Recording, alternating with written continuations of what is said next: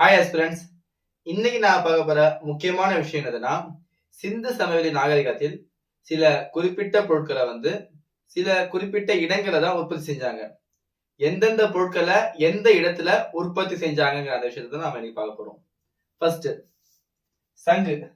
இது அதிகமா உற்பத்தி செஞ்சது நாகேஸ்வர்லயும் பாலாகோட்லயும். ரெண்டாவது வைடூரியம். இது ஷாட்டுகைல அதிகமா உற்பத்தி செஞ்சாங்க. மூணாவது கார்னேலியன். இது லோத்தல்ல அதிகமா உற்பத்தி செஞ்சாங்க. நாலாவது ஸ்டியடைட், அதாவது நுரைக்கல். இதை தெற்கு ராஜஸ்தான்ல அதிகமா உற்பத்தி செஞ்சாங்க.